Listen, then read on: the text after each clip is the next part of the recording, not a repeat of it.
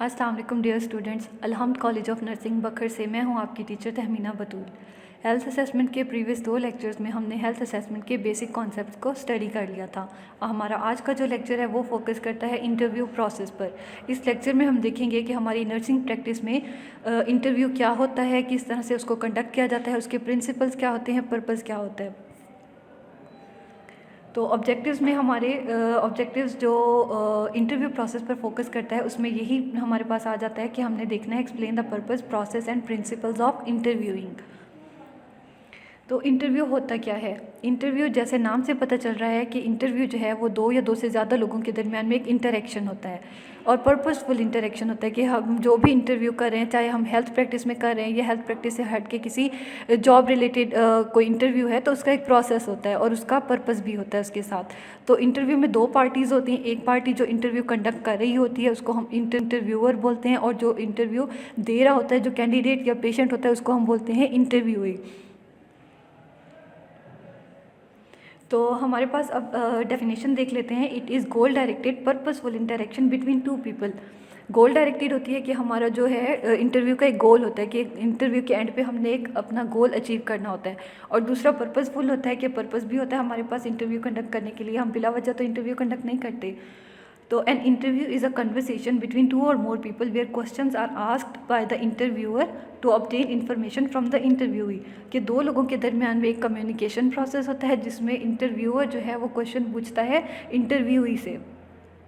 Therapeutic interaction that has a purpose. और health में अगर हम अपने हेल्थ प्रैक्टिस में बात करें तो ये एक थेराप्यूटिक इंटरेक्शन होता है कि हमारा मकसद होता है पेशेंट को बेनिफिट देना, पेशेंट से इंफॉर्मेशन कलेक्ट करना। नेक्स्ट आता है पर्पज़ ऑफ द इंटरव्यू। अब हम इंटरव्यू कंडक्ट करवा रहे हैं तो इंटरव्यू का कोई पर्पज़ तो होगा ना कि हम पेशेंट का इंटरव्यू क्यों ले रहे हैं। तो बेसिकली हमारा पर्पज़ तो इन्फॉर्मेशन कलेक्ट करना ही है। तो इसमें हम देख लेते हैं establishing rapport and trusting relationship with the client to elicit accurate and meaningful information. कि तो हमने पेशेंट के साथ एक रैपो बिल्ड कर लेना है। ट्रस्टिंग रिलेशनशिप हमारा जो है इसको हम बोलते हैं अपनी टर्म नर्सिंग की लैंग्वेज में थेराप्यूटिक रिलेशनशिप। कि पेशेंट के साथ आपने एक प्रोफेशनल रिलेशनशिप बिल्ड करना है ताकि पेशेंट जो है वो आपके ऊपर ट्रस्ट करे और आपको अपनी जो पर्सनल इन्फॉर्मेशन है, हेल्थ रिलेटेड इन्फॉर्मेशन, वो प्रोवाइड कर सके। नंबर 2 पे हमारा पॉइंट है gathering information on the clients developmental, psychological, physiological, socio cultural and spiritual status to identify deviations that can be treated with nursing and collaborative interventions और strengths that can be enhanced through nurse client collaboration. अब हमने client के different health perspectives के बारे में information collect करनी है और हमने पेशेंट की स्ट्रेंथ्स और वीकनेसेस को आइडेंटिफाई करना है। उसके वीक पॉइंट्स क्या हैं उनको देखना है कि पेशेंट के ये जो है हेल्थ रिलेटेड वीक पॉइंट्स हैं, तो हम इनको किस तरह से नर्सिंग सिर्फ अकेले अपनी जो है इंटरवेंशन करके, और दूसरा कोलैबोरेटिव इंटरवेंशन यानी कि हम दूसरे हेल्थ प्रोफेशनल के साथ मिलकर, डॉक्टर्स के साथ हो गए हमारे पास, इसमें आ जाते हैं फिजियोथेरेपिस्ट हो गए, रेस्पिरेटरी थेरेपिस्ट, मतलब डिफरेंट टीम अपनी एक पूरी बना के किस तरह से हम पेशेंट की स्ट्रेंथ्स को मज़ीद अच्छा कर सकते हैं और जो उसकी वीकनेस है उसको हम किस तरह से इम्प्रूव कर सकते हैं। नेक्स्ट है इंटरव्यू प्रोसेस। इंटरव्यू प्रोसेस में हमारे पास 4 बेसिक फेजेज़ आ जाते हैं। पहला है प्री इंट्रोडक्टरी फेज़, उसके बाद introductory phase, working phase, summary and closing phase.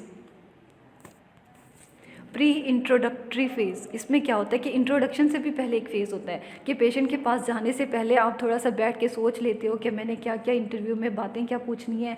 उससे पहले इंटरव्यू कंडक्ट करने से पहले आप पेशेंट का अगर कोई प्रीवियस रिकॉर्ड आपके पास अवेलेबल है आप उसको एक दफ़ा व्यू कर लेते हो, आपको उससे आइडिया हो जाता है पेशेंट के बारे में, उसके प्रीवियस हेल्थ स्टेटस के बारे में पता चल जाता है। इसके अलावा आप अपने पूरे इंटरव्यू के बारे में एक दफ़ा बैठ के अच्छे से सोच लेते हो कि हाँ मैंने अपने इंटरव्यू को इस तरह से लेके चलना है, इन पॉइंट्स पर मैंने ज़्यादा फोकस करना है, इन पॉइंट्स को मैंने जनरल क्विक ओवरव्यू लेना है। तो ये सारी चीज़ें प्री इंट्रोडक्टरी फेज़ में आ जाती हैं।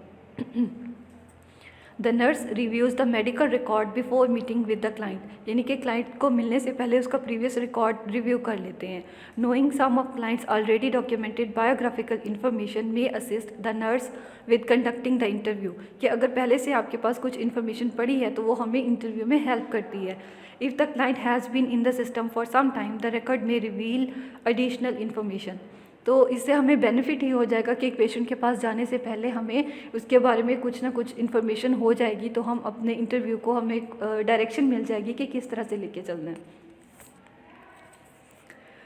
नेक्स्ट हमारे पास है सेकंड फेज़, इंट्रोडक्टरी फेज़। इसमें क्या होगा कि पेशेंट के साथ जाके आप अपना इंट्रो करवाते हैं कि मैं आपकी नर्स हूँ, मेरा नाम ये है और मैं आज आपके साथ इंटरव्यू करने वाली हूँ। हमारे इस इंटरव्यू का ये पर्पज़ होने वाला है, इस इंटरव्यू में हम इस चीज़ के बारे में बात करने वाले हैं। तो ये सारा कुछ जब आप जाके इंट्रोड्यूस करवाते हो तो पेशेंट के अंदर एक कॉन्फिडेंस आता है। आप कह लो कि आप पेशेंट को जो है वो कॉन्फिडेंस में ले रहे होते हैं ताकि वो जो है आपके ऊपर ट्रस्ट करे और आपके साथ अपनी इन्फॉर्मेशन शेयर कर सके। After introducing herself to the client, the nurse explains the purpose of the interview कि हमारे इंटरव्यू का पर्पज़ क्या है। Discuss the types of questions that will be asked। हम अब क्लाइंट को बता देते हैं कि हम किस तरह के क्वेश्चंस करने लगे हैं।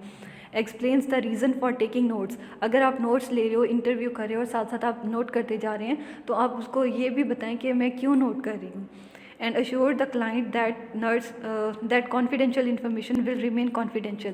और ये एक सबसे इम्पॉर्टेंट पॉइंट है कि क्लाइंट को हमने ये यकीन दिलाना होता है कि उसकी जो कॉन्फिडेंशियल इन्फॉर्मेशन है, जो पर्सनल इन्फॉर्मेशन है, वो हम कॉन्फिडेंशियल रखेंगे, वो हम जाके हर किसी के सामने रिवील नहीं करेंगे।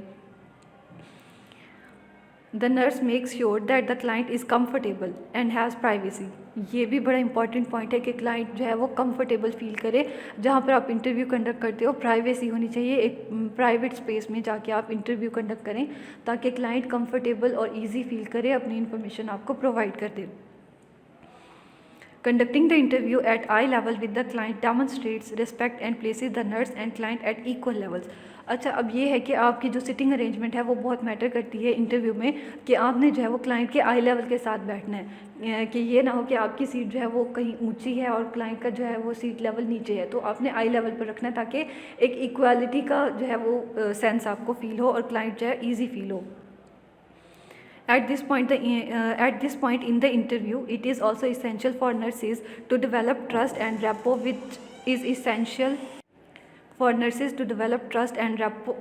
which is essential to promote full disclosure of information। ठीक है, ये पॉइंट है कि स्टार्ट किया आपने इंटरव्यू, जब आप जाके अपने आप को इंट्रोड्यूस करवाते हो, सारी चीज़ें पेशेंट को पहले से एक्सप्लेन कर देते हैं तो पेशेंट में एक ट्रस्ट बिल्ड होता है, पेशेंट आपको ट्रस्ट करना शुरू कर देता है, आपकी एक रैपो बन जाती है पेशेंट के साथ। तो इससे यही फ़ायदा होता है कि पेशेंट जो है वो अपनी इन्फॉर्मेशन से पेशेंट सेफ फील करता है और फिर वो अपनी इन्फॉर्मेशन प्रोवाइड करता है। The nurse can begin this process by conveying a sense of priority and interest in the client। अब रेपो किस तरह से बिल्ड कर सकते हैं कि आप क्लाइंट को एक ऐसा जना व्यू दें अपना कि आपके लिए क्लाइंट बहुत मैटर करता है, आपका जो पेशेंट है वो बहुत इंपॉर्टेंट है, आप उसी को प्रायोरिटी दे रहे हैं।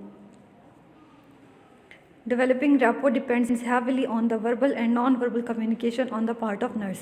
अब रैपो बिल्ड करने में एक नर्स की जो है वर्बल और नॉन वर्बल कम्युनिकेशन वो बहुत ज़्यादा इंपॉर्टेंट रोल प्ले करती है। इसको हम आगे चल के देखेंगे कि वर्बल कम्युनिकेशन में क्या चीज़ें आ जाती हैं और नॉन वर्बल कम्युनिकेशन में क्या चीज़ें होती हैं। नंबर 3 पर हमारा आता है वर्किंग फेज़। मतलब अब ये हमारा इंटरव्यू का एक्चुअल फेज़ है जिसमें हम अपने इंटरव्यू का जो मेन पर्पज़ है, जो मेन टॉपिक है, उसके ऊपर आते हैं और हम क्लाइंट के साथ उसकी इन्फॉर्मेशन जो हमें चाहिए होती है वो इलिसिट करने की कोशिश करते हैं। During this phase, the nurse elicits the information about major biographical data, reasons for seeking care, history of present concern, past health, family history, review of body systems for the current health problems, lifestyles and health practices, and the developmental level। यानी कि इसमें हमने patient की सारी history जो है patient से लेनी है, उसकी प्रेजेंट क्या हेल्थ कंसर्न है, पास्ट हिस्ट्री क्या रही है, family history, social history, review of system, यानी कि पूरे बॉडी सिस्टम से रिलेटेड सारी इन्फॉर्मेशन लेंगे हम। The nurse then listens, observes cues and uses critical thinking skills to interpret and validate information received from the client। अब क्या होता है कि क्लाइंट जो नर्स है वो अपनी सारी सेंसेस को यूज़ करती है। जब वो पेशेंट के साथ इंटरेक्ट करती है तो वो पेशेंट को पूरी उसकी वर्बल नॉन वर्बल कम्युनिकेशन को ऑब्जर्व करती है, उसको देखती है बॉडी लैंग्वेज कैसी है, वो जो बात बता रहा है वो बात बताते हुए उसका इमोशनल स्टेट क्या है, ये सारी चीज़ें इनको यूज़ करके फिर वो इन्फर करती है चीज़ों को, पेशेंट जो इन्फॉर्मेशन दे रहा है उससे नतीजा अखज़ करती है। The nurse and client collaborate to identify the clients problems and goals.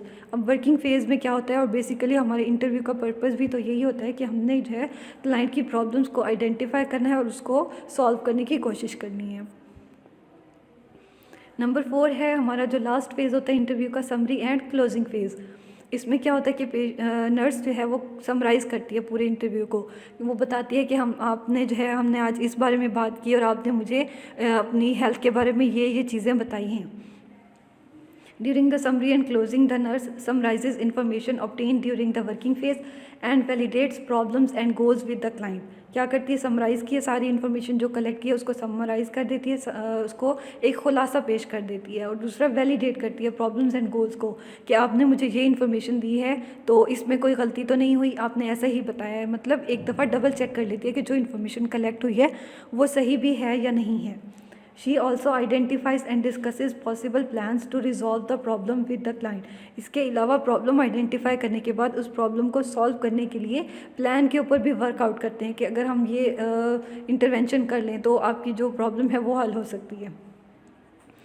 Finally, the nurse makes sure to ask if anything else concerns the client and if there are any further questions.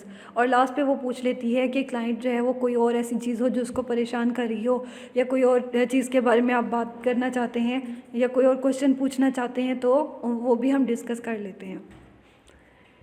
तो यहाँ तक हमारा था interview process कि interview हमारा किस तरह से कंडक्ट करते हैं हम लोग। तो 4 फेजेस होते हैं, pre introductory, introductory, working phase और लास्ट पे हमारा समरी और क्लोजिंग फ़ेज़ आ जाता है।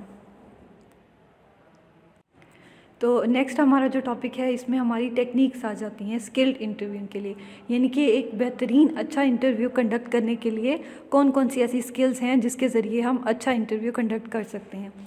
तो इसमें हमारी बोथ जो है वर्बल और नॉन वर्बल टेक्निक्स आ जाती हैं। अब हम देखते हैं कि वर्बल कम्युनिकेशन क्या होती है और नॉन वर्बल कम्युनिकेशन क्या होती है। वर्बल मतलब जो हमने बोला, कम्युनिकेशन तो हो रही है हमारी पेशेंट के साथ, तो सिर्फ इसमें हमारे वर्ड्स आ जाते हैं कि हम क्या बोल रहे हैं, किस तरह से बोल रहे हैं, हमारी टोन क्या है, ये चीज़ें हमारी वर्बल कम्युनिकेशन में आती हैं। नॉन वर्बल कम्युनिकेशन में हमारा बिहेवियर आ जाता है, हमारे एटीट्यूड आ जाता है, हमारी बॉडी लैंग्वेज आ जाती है, हमारा पोस्चर, हमारी सिटिंग पोजीशन, ये सारी चीज़ें हमारी नॉन वर्बल कम्युनिकेशन में आती हैं। तो जितना वर्बल कम्युनिकेशन इम्पॉर्टेंट है उतनी ही नॉन वर्बल कम्युनिकेशन भी इम्पॉर्टेंट है, क्योंकि क्लाइंट जो है वो सिर्फ, या कोई भी हम बात करें जनरली भी बात करें अगर, तो ये नॉन वर्बल कम्युनिकेशन बहुत इम्पॉर्टेंट होती है। कि जैसे कोई हम कहते हैं कि कोई भी हमारा फ्रेंड अगर आके हमें कोई बात कहता है तो हम उसको देखते हैं एक दफ़ा और हम कहते हैं कि अच्छा लग तो नहीं रहा कि जो तुम बात कह रहे हो वो सही है। क्यों ऐसा होता है कि हम उसकी बॉडी लैंग्वेज से अंदाज़ा लगाते हैं। या जैसे अगर मेरी फ्रेंड मुझसे मिलने आई और मैंने उसको कहा कि हाँ हाँ बैठो आओ बातें करते हैं, तो उसने मुझसे पूछा कि तुम फ्री हो ना, तुम्हारे पास टाइम है। मैंने कहा हाँ मेरे पास टाइम है, बहुत टाइम है। लेकिन अब जब बात हो रही है मैं बार बार घड़ी को देख रही हूँ, तो क्या होगा कि मेरी फ्रेंड को ये इमेज जाएगा कि मुझे जल्दी है, मेरे पास टाइम नहीं है, तो वो अपनी बात को शॉर्ट कर देगी, वो अपनी जो भी अगर बात करने आई है, डिस्कशन करने आई है, वो नहीं करेगी। तो ये चीज़ होती है हमारी नॉन वर्बल कम्युनिकेशन में कि जो हम कह रहे हैं क्या वो जो है हमारा बिहेवियर भी वैसा ही शो कर रहा है या नहीं कर रहा। तो हमारी वर्बल और नॉन वर्बल कम्युनिकेशन जो है वो कोहेरेंट होनी चाहिए, उन दोनों में सिंक्रोनाइजेशन होनी चाहिए, वर्बल और नॉन वर्बल मैच करना चाहिए हमारा। अब हम देखते हैं कि नॉन वर्बल हमारी कौन कौन सी टेक्निक्स होती हैं। इसमें आ जाती है अपीयरेंस। सबसे पहले नर्स की अपीयरेंस, कि हम पेशेंट के साथ इंटरव्यू करने जा रहे हैं तो मेरी अपीयरेंस कैसी है। तो इसमें जो है मुझे एक नर्स को जो है प्रोफेशनल अपीयरेंस होनी चाहिए। अगर यूनिफॉर्म वेयर की है तो प्रॉपर यूनिफॉर्म होना चाहिए, अगर कलर्ड में है तो एक प्रॉपर ड्रेसिंग होनी चाहिए। मतलब सिचुएशन के अकॉर्डिंग आपने अपने आप को अपनी जो अपीयरेंस है वो उस तरह से रखनी होती है। नेक्स्ट आ जाता है डीमिनोर। डीमिनोर मतलब ओवरऑल बिहेवियर आ जाता है कि मैं किस तरह से मतलब नज़र आ रही हूँ, कि मैं काम कंपोज हूँ या मैं एंक्शियस तो नहीं हूँ। तो जब हम क्लाइंट के रूम में एंटर होते हैं, पेशेंट के रूम में, तो हम लोगों को काम एंड कंपोज नज़र आना चाहिए। ऐसा नहीं होना चाहिए कि आप जो है वो किसी पर गुस्सा करते हुए, चीखते चिल्लाते हुए रूम में एंटर हो रहे हैं, या अपने किसी को वर्कर के साथ जो है वो हंसते हुए गप्पें करते हुए आ रहे हैं, या आप जो है वो आहिस्ता आहिस्ता अपने जो है ना कुछ चीज़ें रिवाइज़ करते हुए आ रहे हैं। तो पेशेंट को जो है वो एक ऐसा इम्पैक्ट जाता है कि मतलब प्रोफेशनल बिहेवियर नहीं लगता ये आपका। पेशेंट को लगता है कि ये तो खुद एंक्शियस है तो इसने मुझसे क्या ही बात कर लेनी है। तो इस चीज़ का आपके पूरे इंटरव्यू प्रोसेस पे बहुत इम्पैक्ट पड़ता है। नेक्स्ट आ जाते हैं फेशियल एक्सप्रेशंस। हाँ, फेशियल एक्सप्रेशंस आपने अपने हमेशा न्यूट्रल रखने हैं। अगर आपको अपना कोई पर्सनल इशू है भी सही तो आपने उसको एक्सप्रेस नहीं होने देना, ठीक है। आप अपने फेशियल एक्सप्रेशंस बिल्कुल काम, कंपोज और नॉर्मल रखने होते हैं। नेक्स्ट आता है एटीट्यूड। इसमें जो है ना हमारा नॉन जजमेंटल एटीट्यूड आ जाता है कि हमने पेशेंट के साथ जजमेंटल नहीं होना, पेशेंट को जज नहीं करना, अपनी बाइसेस जो हैं वो एक साइड पे रख के पेशेंट को एज ए पेशेंट ही लेना है। अगर पेशेंट आपको बताता है कि मेरी ये हेल्थ प्रैक्टिसेस हैं तो आपने ये नहीं सरप्राइज़ नहीं हो जाना कि अच्छा ये चीज़ है, हम लोगों में तो ऐसे नहीं होता, ये चीज़ तो अच्छी नहीं समझी जाती हमारे में। तो पेशेंट को जज नहीं करना, अपने एक नॉन जजमेंटल एटीट्यूड होना चाहिए आपका। नेक्स्ट आ जाता है साइलेंस। साइलेंस में क्या चीज़ आती है हमारी कि जब आप बात करें तो बीच में कुछ जो है ब्रेक भी होना चाहिए, थोड़ी जो है साइलेंट गैप्स होने चाहिए। इससे क्या होता है कि आपको भी और क्लाइंट को भी थोड़ा सोचने का मौका मिलता है, अपने थॉट्स को ऑर्गेनाइज करने का मौका मिलता है कि आगे मैं क्या बात करने लगा हूँ, तो वो एक फ़्लो आ जाता है आपकी कम्युनिकेशन में। एंड लास्ट पे है लिसनिंग। लिसनिंग जो है एक बहुत बड़ी टेक्निक है कि आप जो है किस तरह से पेशेंट को सुन रहे हो। जब आप पेशेंट की बात सुन रहे हैं तो पेशेंट को एक ऐसा इम्प्रेशन जाना चाहिए कि आप उसकी बात में बहुत ज़्यादा इंटरेस्टेड हैं, आप उसको पूरी तवज्जो से सुन रहे हैं और आप सिर्फ उसी की बात सुन रहे हैं। आपका ध्यान इस टाइम कहीं और नहीं है, आप कुछ और नहीं सोच रहे, सिर्फ क्लाइंट के बारे में सोच रहे हैं। और साथ में एक चीज़ होती है मी टू सिंड्रोम कि पेशेंट ने अगर अपनी कोई बात बताई है तो बीच में आपने भी अपनी बात निकाली कि हाँ मेरे साथ भी ऐसा हुआ था, इस तरह से हुआ था, और वो पूरी एक स्टोरी स्टार्ट हो जाती है। तो आपने फोकस करना है क्लाइंट के ऊपर और उस इन्फॉर्मेशन पर जिसके लिए आपने इंटरव्यू कंडक्ट किया है। नेक्स्ट आ जाती हैं वर्बल कम्युनिकेशन टेक्निक्स कि जब आप बात कर रहे हैं तो उसमें क्या क्या चीज़ें हो सकती हैं ऐसी जो आपके इंटरव्यू को अच्छा और हेल्पफुल बना सकती हैं। इसमें आ जाते हैं open ended questions.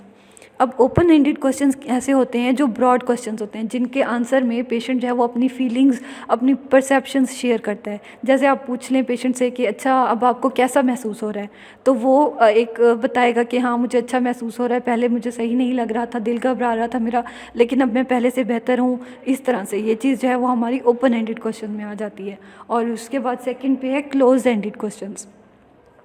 Close ended question जो होते हैं ना एक स्पेसिफिक इन्फॉर्मेशन गेन करने के लिए होते हैं, और इसमें आप पूछते हैं पेशेंट से कि आपको दर्द हो रहा है, तो वो हाँ या ना में जवाब देगा। या आप उससे पूछते हैं कि आपने दवाई ले ली, तो वो येस और नो में जवाब दे देगा। तो ये स्पेसिफिक जो है शॉर्ट आंसर जो है 1 या 2 लफ्ज़ के जो जवाब आते हैं उनको हम बोलते हैं ओपन जो है क्लोज एंडेड क्वेश्चन बोलते हैं उसको। नेक्स्ट आती है लॉन्ड्री लिस्ट। अब जब आप पेशेंट के साथ बात कर रहे हैं, आप उसकी परसेप्शंस के बारे में या सिम्टम्स के बारे में कह लें पूछ रहे हैं, तो आप उसको एक लिस्ट प्रोवाइड कर देते हैं वर्ड्स की कि इनमें से जो है वो बेस्ट वर्ड जो है वो आप अपने सिम्टम को डिस्क्राइब करने के लिए चूज़ कर लें। या जैसे आप उससे पूछते हैं कि आपको दर्द जो है वो साल में 1 दफ़ा होता है, रोज़ाना होता है, या दिन में कितनी दफ़ा होता है। तो इस तरह से जब आप उसको ऑप्शंस दे देते हैं ना क्लाइंट को, तो इससे फ़ायदा ये होता है कि बाज़ दफ़ा क्लाइंट बताना चाह रहा होता है लेकिन उसको कुछ अप्रोप्रिएट वर्ड नहीं मिल रहा होता, तो यहाँ पे क्लाइंट की हेल्प हो जाती है। नेक्स्ट है रीफ्रेजिंग। मतलब क्लाइंट की बात को दोबारा से जो है वो अपने अल्फाज में आप दोहरा दें। क्लाइंट जैसे कि आपको कहता है कि जो है मुझे 2-3 महीने से बहुत ज़्यादा कमज़ोरी महसूस हो रही है और मुझे जो है वो वज़न भी अपना कम महसूस हो रहा है, तो मुझे खौफ है कि मुझे कोई ख़तरनाक बीमारी ना हो। तो आप इसको रीफ्रेज कर देंगे कि आप कहेंगे कि अच्छा आपको ये डर हो रहा है कि आपको कोई ख़तरनाक बीमारी तो नहीं है। मतलब क्लाइंट के अल्फाज को जो है अपने अल्फाज में बयान कर देना, उसको समराइज़ कर देना। Well placed phrases. अब जब क्लाइंट बात कर रहा है, आप उसको सुन रहे हैं, तो ये तो नहीं है कि आप बिल्कुल चुप होकर बस सुनते रहेंगे और सुनते ही रहेंगे। तो अप्रोप्रिएट जहाँ पर मुनासिब हो वहाँ पे आप कुछ ऐड कर सकते हैं। जैसे पेशेंट ने अगर कोई सैड बात की है तो आप कह सकते हैं ओहो, या आप कह दें कि अच्छा हाँ हूँ। तो ये अप्रोप्रिएट मतलब जहाँ पे बोलने की ज़रूरत हो वहाँ पे बोलें, और इससे क्या होता है कि कन्वे होता है कि आप सुन रहे हैं पेशेंट की बात को और उसको समझ रहे हैं। लास्ट पे आता है इन्फरिंग, यानी कि इन्फर करना, नतीजा निकालना। पेशेंट ने जो इन्फॉर्मेशन प्रोवाइड किया आप उसको वैलिडेट करते हैं, उससे पूछते हैं कि आपने ये इन्फॉर्मेशन दी है, इसमें कोई गलती तो नहीं हुई मुझसे रिकॉर्ड करने में, और आप इन्फर करते हैं, एंड पे नतीजा निकालते हैं उसकी प्रॉब्लम को आइडेंटिफाई करके। नेक्स्ट हमारे पास आता है डोंट्स ऑफ इंटरव्यू, यानी कि जब आप इंटरव्यू कर रहे हैं कंडक्ट, तो आप कौन से ऐसे काम हैं जो आपको नहीं करने चाहिए। सबसे पहले इसमें आता है लीडिंग क्वेश्चंस। लीडिंग क्वेश्चन ऐसा होता है कि आप बस पेशेंट को जो है लुकमे दिए जा रहे हैं और वो अपनी जो है सोच के, अपनी समझ से कुछ नहीं बता रहा। तो ऐसा नहीं करना, क्लाइंट को खुद से सोचने का मौका देना है और उसको अपने जो है थॉट्स को ऑर्गेनाइज़ करने दें, कंपोज करने दें और ख़ुद से उसको जो है वो आंसर करने दें। नंबर 2 पर आता है asking 2 questions at a time. पहले आपने पूछा कि आपको दर्द हो रहा है या नहीं हो रहा, अभी वो उस चीज़ में सोच रहा है, आप उसके ऊपर दूसरा क्वेश्चन कर दें। तो ऐसा नहीं करना, सवाल पे सवाल नहीं करना, पहले एक सवाल करें, उसका अच्छे से जवाब लें, फिर आप दूसरे सवाल की तरफ जाएं। नेक्स्ट आता है चेंजिंग टॉपिक, यानी कि पेशेंट अगर हिम्मत करके आप पे ट्रस्ट करके अपनी पर्सनल इन्फॉर्मेशन शेयर कर रहा है, एक टॉपिक पे बात कर रहा है और आप जो है उसके बीच में नया टॉपिक निकाल रहे हैं, टॉपिक ही चेंज कर दें, तो ऐसा नहीं करना। इससे क्लाइंट को बहुत बुरा इंप्रेशन जाता है और वो दोबारा अपनी कोई भी इन्फॉर्मेशन शेयर नहीं करता। नेक्स्ट आता है agreeing, disagreeing, approving and disapproving, यानी कि पेशेंट जब आपको बता रहा है अपने बारे में, इन्फॉर्मेशन प्रोवाइड करता है, तो आपने उसकी किसी बात से अग्री या डिसअग्री नहीं करना, उसको शो नहीं करना कि हाँ ये तो आप ठीक कह रहे हैं, मैं आपकी बात से इत्तेफाक नहीं करती। तो ऐसा नहीं करना, आपने कोई बाइसेस, कोई जजमेंट्स नहीं होनी चाहिए, सिर्फ आपने पेशेंट को सुनना है और उससे इन्फॉर्मेशन गैदर करनी है जितनी ज़्यादा हो सके। एंड लास्ट पे आता है इंटरप्टिंग द क्लाइंट, कि क्लाइंट जब बात कर रहा है आपने उसको इंटरप्ट नहीं करना। अगर आप कुछ पूछना चाह रहे हैं तो उसकी बात मुकम्मल होने दें, उसके बाद उससे पूछें।